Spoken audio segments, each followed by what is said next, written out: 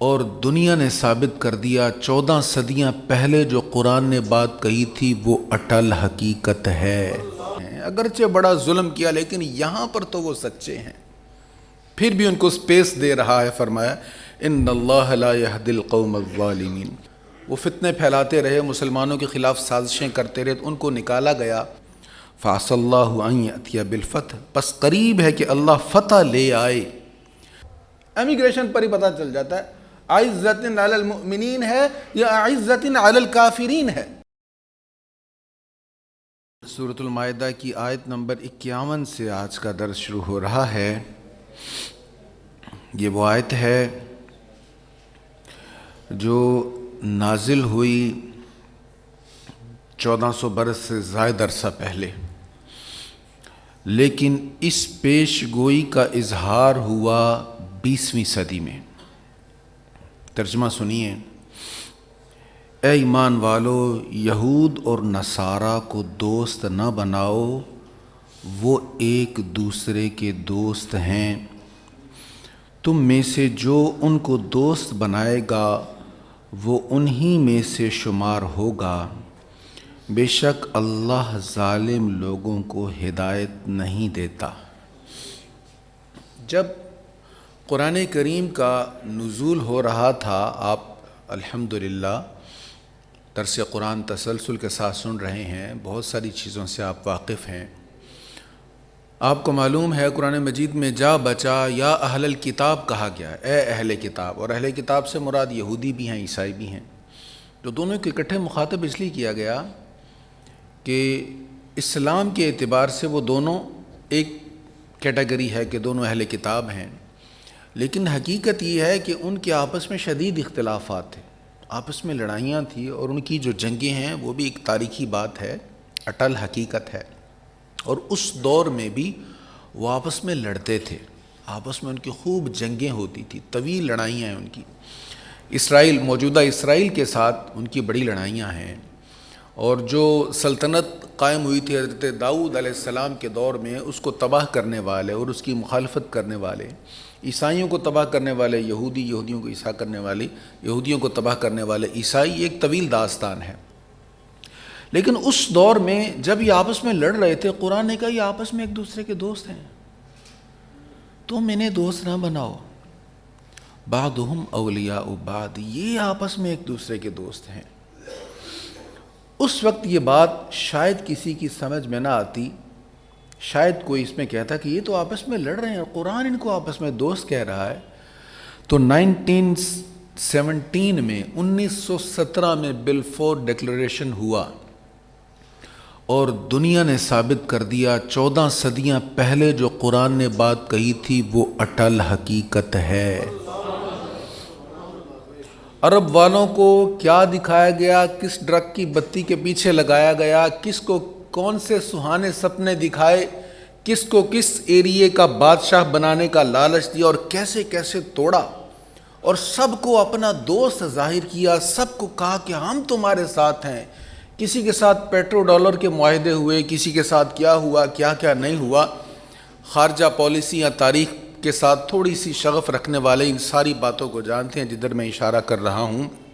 تو قرآن نے 1400 برس پہلے جو کہا تھا کہ یہ آپس میں ایک دوسرے کے دوست ہیں، بلفور ڈکلریشن نے ثابت کر دیا، ہاں جو قرآن نے کہا تھا 100% درست کہا تھا۔ اسرائیل میں کیا طاقت تھی؟ اتنا بڑا معاملہ فیس کرنے کی اسرائیل میں تو طاقت نہیں ہے نا، وہ چھوٹے سے ملک میں۔ تو کون ہے اس کی پشت پناہی کرنے والا؟ یہودیوں کی پشت پناہی کرنے والا امریکہ ہے، برطانیہ ہے۔ تو قرآن نے جو بات کہی ہے وہ حرف بحرف سچ ثابت ہو رہی ہے، اور قرآن پھر ہمیں بتا رہا ہے وَمَن يَتَوَلَّهُم مِّنكُمْ فَإِنَّهُ مِنْهُمْ، جو ان کو دوست بنائے گا اللہ کی نظر میں وہ انہی میں شمار ہوگا، وہ انہی میں سے ہے۔ بے شک اللہ ظالم لوگوں کو ہدایت نہیں دیتا۔ ظالم کس کو کہا گیا ہے؟ جو پھر بھی انہیں دوست بنا رہا ہے، پھر بھی ان کی طرفداریاں کر رہا ہے، پھر بھی کہہ رہا نہیں یہ بات میں تو وہ ٹھیک ہیں، اگرچہ بڑا ظلم کیا لیکن یہاں پر تو وہ سچے ہیں، پھر بھی ان کو سپیس دے رہا ہے۔ فرمایا ان اللہ لا یہدی القوم الظالمین۔ دیکھیں قرآن کریم کی آیات کے نزول کا کوئی نہ کوئی سبب ہے، کوئی نہ کوئی پس منظر ہے جس کو ہم شان نزول کہتے ہیں، لیکن قرآن کریم کی آیتیں ہمیشہ کے لیے ہیں، اس کا میسج ہمیشہ کے لیے ہے۔ ہم پڑھ چکے ہیں کہ کیسے یہود کو مدینہ منورہ سے نکالا گیا، وہ فتنے پھیلاتے رہے، مسلمانوں کے خلاف سازشیں کرتے رہے، ان کو نکالا گیا، پھر کچھ منافقین ان کی طرفداری کرتے رہے، پھر بہرحال وہ بھی مایوس ہوئے اور کفار کو، یہود کو وہاں سے نکلنا پڑا، اپنی بستیاں، اپنے قلعے سب کچھ چھوڑ کر یہاں سے یہ چلے گئے اور ان کو مدینہ طیبہ سے نکال دیا گیا۔ تو یہ خاص ایک شان نزول ہے جس کے ساتھ ان آیات کا تعلق ہے، لیکن آپ آج کے ماحول کو سامنے رکھ کر اس آیت کو پڑھیں گے تو آپ کو لگے گا 20ویں اور 21ویں صدی کے لیے یہ آیت ہے۔ قرآن کریم کبھی بھی پرانا نہیں ہے، ہمیشہ نیا ہے، اور اس کا میسج ہر دور میں نیا آپ کو نظر آئے گا، بس سمجھنے والی آنکھ ہونی چاہیے۔ اللہ ہمیں بصیرت عطا فرمائے۔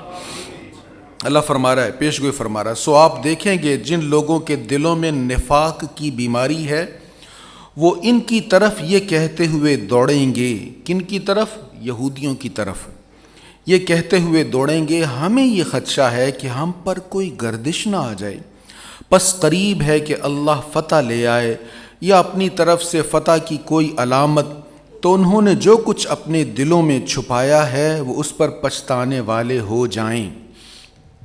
اب اللہ تعالیٰ پیش گوئی فرما رہا ہے قریب ہے۔ آپ دیکھیں گے کہ بہت سارے وہ لوگ جو دعویٰ تو کرتے ہیں ہم ایمان والے ہیں، لیکن یہود کی طرف بھاگے جائیں گے۔ یسارعون فیہم، سرعت لفظ ہمارے یہاں بولا جاتا ہے نا، اسی سے یسارعون، جلدی کریں گے ان کی طرف جانے میں، ان کے پلڑے میں اپنا وزن ڈالنے کے لیے، یا ان کی طرف داری کرنے کے لیے، یا ان کے ساتھ اپنے معاہدے کرنے کے لیے کہ کہیں ہم گردش میں نہ آ جائیں۔ دیکھیں اس میں کوئی حرج نہیں، آنے والے وقت کے لیے خود کو تیار کرنا چاہیے۔ دنیا کا انحصار پیٹرول سے کم ہو رہا ہے اور ای وی گاڑیاں بن رہی ہیں، اور یہ ایک چینج ہے، ریولوشن ہے، ہائیبرڈ ریولوشن، کہ اب دنیا کا زیادہ انحصار جو ہے وہ انرجی پر ہے، پیٹرول پر نہیں ہے، تو اس کے لیے خود کو تیار کرنے میں کوئی حرج نہیں ہے، لیکن اس تیاری میں اپنا سارا انحصار یہود پر کر لینا، سب کچھ ہونے کے باوجود اس بات سے ڈرنا کہیں ہم غریب نہ ہو جائیں۔ ہم تو بڑے بھائی ہیں پوری ملت اسلامیہ کے، تو ہم تو دینے والے ہیں، کہیں ہم ان کے ساتھ قرض لینے والے نہ ہو جائیں یا ہماری سطح نیچے نہ آ جائے، تو ہم یہودیوں سے ہی معاہدے کر لیتے ہیں۔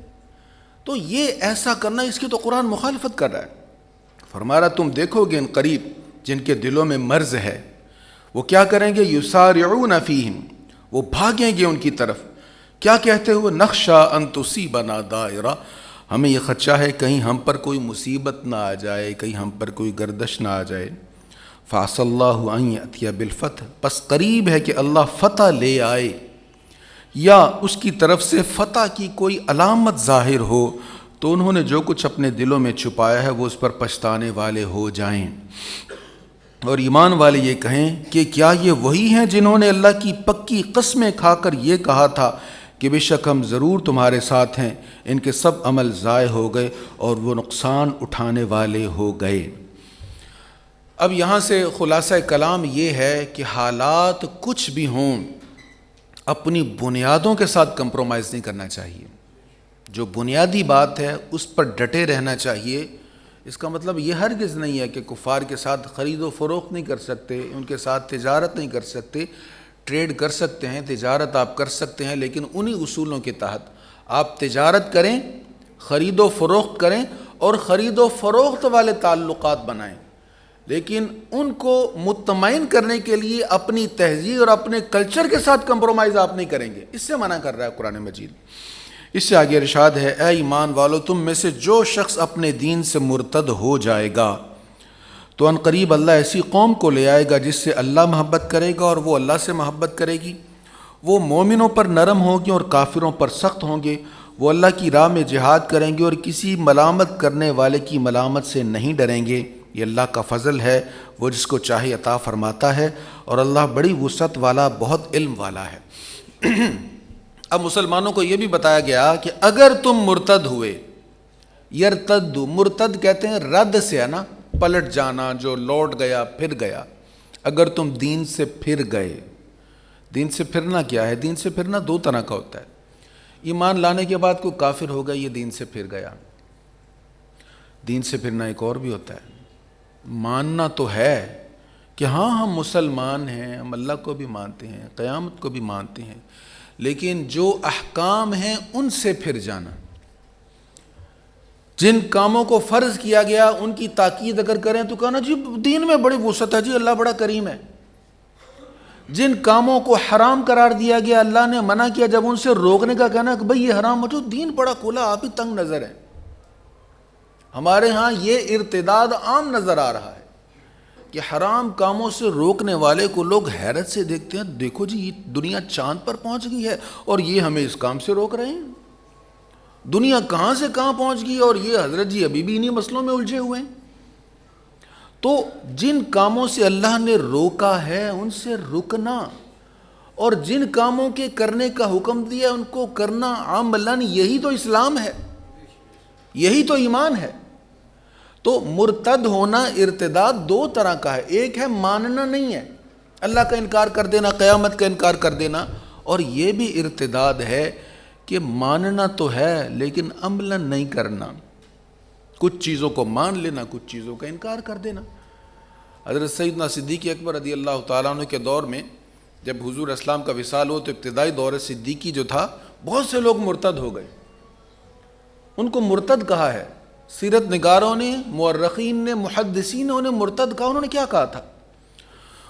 بہت سے لوگوں نے کہا تھا ہم نماز تو پڑھیں گے، نمازیں نہیں چھوڑیں گے، لیکن زکوٰۃ نہیں دیں گے. تو انہیں مرتد لکھا ہے. تمام شارحین اسلام نے انہیں مرتد لکھا کہ ایک فرض کا وہ انکار کر رہے تھے. آج ہمارے کتنے فرائض کا انکار ہو رہا ہے، اور پھر ہم یہ اب سمجھتے ہیں کہ جنت الفردوس تو ہمارے لیے ہے. اللہ کرم فرمائے، اس کے کرم سے ہی جانا ہم سب نے، اس کے فضل سے ہی جانا ہے انشاءاللہ. لیکن اعمال کے اعتبار سے کام وہ کرنا کہ سٹار والے مارکس بھی نہ ملیں اور امید یہ رکھنا کہ ہم فرسٹ ڈویژن میں پاس ہو جائیں گے، یہ کوئی عقل والی بات تو نہیں ہے. تو اللہ تعالیٰ فرما رہا ہے کہ جو مرتد ہوگا دین سے، تو پھر اللہ تعالیٰ بندوں کا محتاج نہیں ہے، اس کے پاس بندوں کی کمی نہیں ہے. اللہ پھر کسی اور قوم کو لے آئے گا. کس قوم کو لائے گا؟ اس کی خوبیاں کیا ہیں؟ یحبہم ویحبونہ، اللہ انہیں لائے گا جو اللہ سے محبت کرتے ہیں، اللہ ان سے محبت کرتا ہے. اللہ کو کمی نہیں ہے مخلوق کی، بندوں کی، وہ لے آئے گا انہیں. اذلۃ علی المؤمنین، جو مومنوں پر بڑے ہی نرم ہوں گے، اور اعزۃ علی الکافرین، کافروں پر بڑے سخت ہوں گے. آج ہمارے ہاں کیا ہوتا ہے؟ جو ملک زیادہ طاقتور ہے کافروں پر تو بڑا مہربان ہے اور مومنوں پر بڑا سخت ہے. ایئرپورٹ پر جائیں پتہ چل جاتا ہے بھی کس ملک کا ہے، کون مسلمان ملک ہے اور کون کافر ملک ہے. امیگریشن پر ہی پتہ چل جاتا ہے اعزۃ علی المؤمنین ہے یا اعزۃ علی الکافرین ہے، اذلۃ علی المؤمنین ہے یا اذلۃ علی الکافرین ہے. اللہ تعالیٰ فرمائے پھر اللہ ایسی قوم کو لے گئے. پھر ان کی کیا خوبی؟ یجاہدون فی سبیل اللہ، وہ اللہ کی راہ میں جہاد کریں گے. اور کیا خوبی ہے؟ بڑی اہم خوبی ہے، ہمیں یاد رکھنی ہے یہ خوبی. اگلی خوبی جو بیان ہو رہی ہے، وَلَا يَخَافُونَ لَوْمَةَ لَائِمٍ، انہیں کسی ملامت کرنے والے کی ملامت کی کوئی پرواہ نہیں ہوگی، کوئی خوف نہیں ہوگا. یاد رکھیں یہ بڑی اہم خوبی ہے. اللہ کرے ہمیں نصیب ہو جائے. ہم سمجھتے ہوتے یہ کام بڑا اچھا ہے، یہ کرنا چاہیے، لیکن ہم نہیں کرتے. یار لوگ کیا کہیں گے؟ یہ ہوتا ہے ملامت کا خوف. ہمیں لوگوں کی ملامت کا خوف ہوتا ہے. ہم جانتے ہوتے یہ کام غلط ہے، لیکن ہم کہتے ہیں یار یہ نہیں کریں گے اس موقع پر تو لوگ کیا کہیں گے. کتنے کام ہم اس لیے کرتے ہیں، ہم سمجھ رہے ہوتے اچھا نہیں، لوگوں کے لیے کرتے ہیں. کتنے کام ہم چھوڑتے ہیں، ہم سمجھتے ہیں کرنا چاہیے، لیکن ہم لوگوں کی وجہ سے چھوڑ دیتے ہیں. لوگ کیا کہیں گے؟ وہ ایک میسج آپ نے بھی دیکھا ہوگا کہ لوگ یہی کہیں گے جب مر جاؤ گے. کیا کہیں گے؟ انا للہ و انا الیہ راجعون. لوگوں نے کیا کہنا ہے؟ وہ جواب دے تو ہم ہیں. اللہ ہمیں سخت سوالات سے بچائے، سخت حساب سے بچائے. ربنا آتنا فی الدنیا حسنہ وفی الآخرۃ حسنۃ وقنا عذاب النار۔ اللہ دنیا بھی اچھی کرے، آخرت بھی اچھی کرے، اور ہمیں عذاب قبر سے بچائے۔ تو یہ بڑی اہم خوبی ہے، اللہ تعالیٰ خوبی بیان فرما رہا ہے کہ انہیں کسی ملامت کرنے والے کی ملامت کا کوئی خوف نہیں ہوگا کہ کوئی ہمیں کیا کہتا ہے، بس اللہ نے کہا ہے ہم نے کرنا ہے، اللہ نے روکا ہے رکنا ہے، رسول کریم علیہ السلام نے حکم دیا کریں گے، رسول کریم علیہ السلام نے منع کیا تو رک جائیں گے، لوگ جو کہتے ہیں کہتے رہیں۔ فرمایا جن میں یہ خوبیاں ہوں گی نا وہ کیا ہیں، ذالک فضل اللہ یؤتیہ من یشاء، یہ اللہ کا فضل ہے جس میں یہ خوبیاں ہوں۔ مومنوں پر نرم ہے، کافروں پر سخت ہے، اللہ سے محبت کرنے والا ہے، اللہ اس سے محبت کرنے والا ہے، اللہ کی راہ میں جہد مسلسل کوشش کرنے والا ہے، جہاد کرنے والا ہے، اور ملامت کرنے والے کی ملامت کی کوئی پرواہ نہیں ہے۔ فرمایا ذالک فضل اللہ، یہ اللہ کا فضل ہے، جس میں یہ خوبیاں آ گئیں اس پر اللہ کا فضل ہے، یؤتیہ من یشاء، جسے چاہے وہ فضل عطا فرماتا ہے، واللہ واسع علیم، اور اللہ بڑی وسعت والا، بہت علم والا ہے۔ کیا مطلب؟ کہ جو بھی اپنے اندر یہ خوبیاں پیدا کرے گا اللہ بڑی وسعت والا ہے۔ وہ تو کہتا ہم تو مائل بکرم ہیں کوئی سائل ہی نہیں، بھئی آؤ تو صحیح، میں تو ہر روز رات کے پچھلے پہر تمہیں آوازیں دیتا ہوں، آؤ تو صحیح، مانگو تو صحیح، کیا چاہیے تم مانگو میں عطا کر دوں گا تمہیں۔ وہ تو وسعت والا ہے، وہ علم والا ہے۔ آپ جانتے ہیں کہ تیسرا سال ہے، ہم تسلسل کے ساتھ درس قرآن ہی بیان چل رہا ہے ہمارا۔ کوئی بھی تہوار ہو، کوئی بھی کسی خاص شخصیت کا دن ہو تو ہمارا درس قرآن ہی چلتا ہے، لیکن اتفاق کی بات ہے جس شخصیت کی کوئی نہ کوئی بات ہو اس کے متعلق کوئی نہ کوئی بات آ جاتی ہے قرآن کریم میں، اتفاق کی بات ہے۔ اب یہ بھی حسن اتفاق ہے کہ آج یوم سیدنا صدیق اکبر ہے، اور سورۃ المائدہ کی آیت نمبر 54 میں جن لوگوں کے بارے میں پیش گوئی کی گئی ہے قرآن کریم میں، اس آیت میں مفسرین کہتے ہیں کہ متفقہ طور پر اس سے مراد سیدنا ابو بکر صدیق اور ان کے ساتھی ہیں۔ اللہ تعالیٰ نے کیا فرمایا، پھر آیت سنیے، ترجمہ سنیے۔ اے ایمان والو، تم میں سے جو شخص اپنے دین سے مرتد ہو جائے گا تو عن قریب اللہ ایسی قوم کو لے آئے گا جس سے اللہ محبت کرے گا، وہ اللہ سے محبت کرے گی، وہ مومنوں پر نرم ہوں گے، کافروں پر سخت ہوں گے، اللہ کی راہ میں جہاد کریں گے، اور کسی ملامت کرنے والے کی ملامت سے نہیں ڈریں گے۔ یہ اللہ کا فضل ہے، وہ جس کو چاہے عطا فرماتا ہے، اور اللہ بڑی وسعت والا، بہت علم والا ہے۔ اللہ نے فرمایا تھا اللہ ایسی قوم کو عن قریب لے آئے گا جن میں یہ خوبیاں ہوں گی، جو مرتدین کے ساتھ جہاد کریں گے۔ حضور علیہ الصلاۃ والتسلیم کا جیسے ہی وصال ہوا، مکہ معظمہ، مدینہ منورہ اور یمن، اس کے علاوہ عام اہل عرب میں ارتداد پھیل گیا۔ کچھ تو بالکل کافر ہو گئے، اور کچھ ایسے تھے جو کہتے تھے ہم ہیں تو مسلمان لیکن ہم زکوٰۃ نہیں دیں گے، تو ایک فرض کا انکار کیا۔ حضرت سیدنا صدیق اکبر رضی اللہ تعالیٰ عنہ نے سب کے خلاف جہاد کیا، یہاں تک کہ حالات ایسے ہوئے امیر المؤمنین حضرت سیدنا عمر بن خطاب، یہ بعد میں امیر المؤمنین بنے، یہ عرض کرنے لگے حضور آپ تھوڑا سا نرم معاملہ کریں، اتنی سختی نہ فرمائیں۔ تو سیدنا صدیق اکبر کہنے لگے عمر کفر کے دور میں تو بڑا بہادر تھا، بڑا سخت تھا، اب اسلام کی وجہ سے نرم ہو گیا۔ اللہ کی قسم رسول اللہ کے دور میں یہ لوگ جو زکوٰۃ ادا کرتے تھے، جتنی دیتے تھے سب ان سے لوں گا، وہ رسی جس رسی سے اونٹ کا گھٹنا باندھا جاتا ہے، اس رسی کی مقدار بھی اگر کوئی نہیں دے گا تو میں اس کے خلاف بھی جہاد کروں گا۔ ان مرتدین کے ساتھ تقریباً 12 قبیلے کے لوگ تھے، یہ بڑے بڑے قبیلے تھے، ان کے ساتھ سیدنا صدیق اکبر نے جہاد کیا ہے، اور ان میں سب سے بڑا جو جہاد آپ نے کیا وہ مسیلمہ کذاب کے ساتھ تھا۔ یہ ختم نبوت کے مسئلہ پر یہ جہاد تھا۔ سجاح بنت اسد کے ساتھ بھی، وہ بھی ختم نبوت کی دعوے دار تھی یہ عورت، اس نے بھی نبوت کا، اس کے ساتھ بھی جہاد کیا، اس نے مسیلمہ کذاب کے ساتھ شادی کر لی تھی۔ تو مسیلمہ کذاب کے ساتھ جو آپ کا جہاد تھا یہ سب سے بڑا جہاد تھا، اور اس جہاد میں پہلے بھی کئی بار عرض کر چکا ہوں، اس جہاد میں ختم نبوت کے مسئلہ میں جتنے صحابہ شہید ہوئے ان کی تعداد اتنی زیادہ تھی کہ دور رسالت مآب کے تمام شہداء کی تعداد ایک طرف اور یہ تعداد پھر بھی زیادہ تھی۔ یہ شان سیدنا صدیق اکبر رضی اللہ تعالیٰ عنہ کی ہے کہ اللہ تعالیٰ فرما رہا ہے ان قریب اللہ ایسی قوم کو لے آئے گا۔ تو معلوم ہوا کہ حضرت سیدنا صدیق اکبر اور ان کے رفقا وہ ہیں جو اللہ سے محبت کرتے ہیں، اللہ ان سے محبت کرتا ہے۔ اس سے آگے ارشاد ہے تمہارا دوست صرف اللہ ہے اور اس کا رسول ہے اور ایمان والے ہیں جو نماز قائم کرتے ہیں اور زکوٰۃ دیتے ہیں اور وہ اللہ کے سامنے عاجزی سے جھکنے والے ہیں۔ حضور علیہ الصلوۃ والتسلیم پر جب ایمان لائے حضرت عبداللہ بن سلام رضی اللہ تعالیٰ عنہ اور بھی یہودی علماء ایمان لے آئے، اب یہودیوں نے چھوڑ دیا، اب وہ اجنبیت محسوس کرنے لگے۔ اب ظاہر ہے انسان انسانوں سے مانوس ہوتا ہے نا، اپنی قوم سے، اپنے ریلیشن والے لوگوں سے تو لوگ قطع تعلقی کر لیں تو سب کچھ ہونے کے باوجود تنہائی کا احساس انسان کو مار دیتا ہے۔ تو عبداللہ بن سلام کریم آقا کی بارگاہ میں حضور ہمیں تو سب نے چھوڑ دیا، تو یہ آیت کریمہ نازل ہوئی تمہارا دوست اللہ ہے، اس کا رسول ہے اور ایمان والے ہیں۔ یہ چھوڑتے ہیں تو چھوڑ دیں، اللہ تمہارے ساتھ ہے، رسول تمہارے ساتھ اور سارے اہل ایمان تمہارے ساتھ ہیں۔